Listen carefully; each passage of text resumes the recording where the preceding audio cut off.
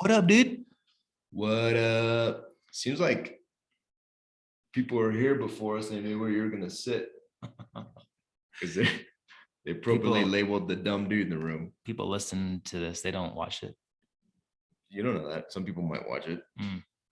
Well, this is another episode of Dumb Dudes, and Dave thought it was really funny to put a arrow on the back of this whiteboard behind us that we're sitting at with an arrow pointing towards me. So he thinks that I'm a dumb dude, and he thinks he's really funny. It's pretty hilarious. So we'll just give everybody a second to laugh. Okay. All right, what are we talking about today? We're gonna read a little story. Actually, this is gonna be interesting. I'm very intrigued, not only because the story is awesome, and a lot of you may have heard it, but I think it's worth reading again and just kind of reflecting on. And for those of you that haven't heard it, I know the first time I heard this story of the Mexican fisherman, I really appreciated it.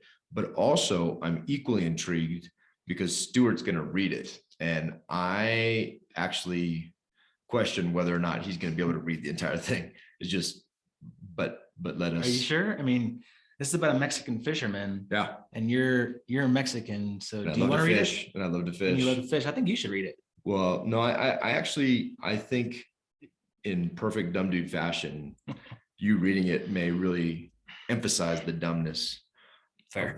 of the podcast. So, all right, here's the story of the Mexican fisherman.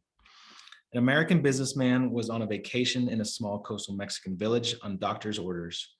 Rapidly deteriorating health caused by stress and long work hours prompted the doctor to send his patient to Mexico in the hopes he would return refreshed and renewed. Awake early one morning and unable to get back to sleep, the American decided to take a stroll along the pier in front of his cabana. As he approached the end, he looked up to see a lone fisherman sitting next to a bucket containing several yellowfin tuna. Nice catch. How long did it take you to catch them? The Mexican replied, "Thank you, senor. Only a little while." The American then asked, "Why didn't you stay out longer and catch more fish?" And the Mexican said, "Oh, this is plenty. With this, I have more than enough to feed my family and still have leftovers that I give to friends." "But what do you do with the rest of your time?"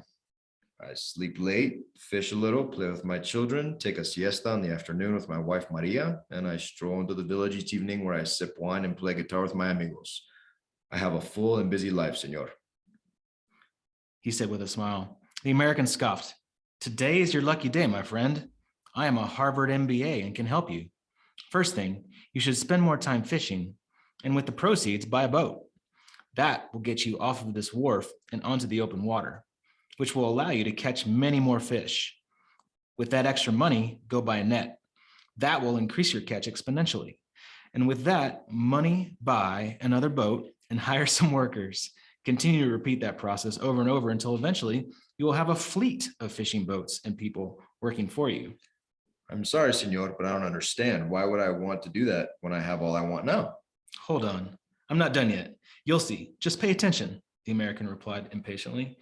He continued, "As you grow your business and scale up, you'll make more money by cutting out the middleman and selling directly to the consumer. This would mean opening your own warehouse and cannery. Now, you would control the entire production line from the product, processing, packaging, and distribution. You'll run it all," said the American with gleaming pride. "Now, for all this to happen, you will to get out of this village and relocate to Mexico City, then Los Angeles, and eventually New York City. You can't do it here." The Mexican fisherman asked, "But why, senor? And how long will all this take?" to which the American replied, "I'm getting to that part. Remember? Be patient. Success takes a long time, 15 to 20 years, 25 at most." "But what then, senor?" asked the Mexican. The American laughed and said, "That's the best part and what I've been waiting to tell you. When the time is right, you would announce an IPO and sell your company stock to the public and become very rich. You would make millions." "Millions? And then what?" To which the American, somewhat surprised, replied, "Well, isn't it obvious? Then you would retire and move to a small coastal fishing village where you would sleep late, fish a little, play with your kids, take siesta in the afternoon with your wife, and stroll to the village in the evenings where you could sip wine and play your guitar with your amigos." Nicely done. I'm quite surprised that you actually got past that first sentence. Thanks, man. Hey, so we just want to read that. We love that story. We enjoy uh, just the deeper meaning behind it, and really, I think the importance there when you really distill it into actionable items is what's your vision? What do you want to do? To the Mexican, it was very clear, and I would argue to the American, it was also very clear, and the path to get there, and recognizing, living in the moment, living in the present, taking stock, being grateful for what you have. I think the exercises that we do in the morning, one of them being gratitude. I think when you take the time to be grateful for what you have and see the blessings that you currently live in, it might be informative to what your end state is, and you may be closer than you think, or at least you'll have a vision and a path to recognize where you're missing the mark potentially and where you want to go, setting that vision and intentionally following after it. Yeah, I think if you really just sit down and take some time to think about like what truly makes you happy, there's probably a lot that's already there and in your life, and it probably doesn't take a whole lot to continue to do those things that make you happy. A lot of those things don't actually require a whole lot of money. A lot of it is just family, time.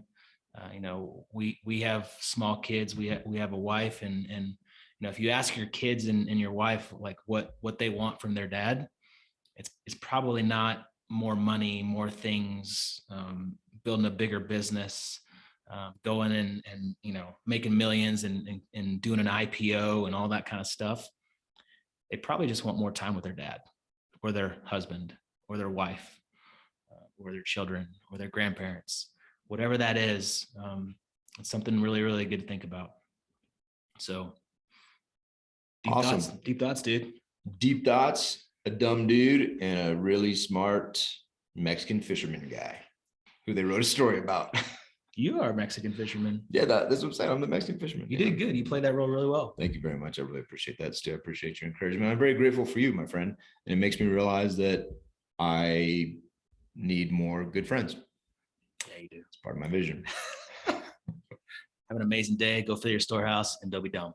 Don't be dumb, but if you're dumb, be deep. Or if you're gonna be dumb, know dudes that go deep, or dudettes that go deep, and be deep in your dumbness. You're so dumb. Out. See you.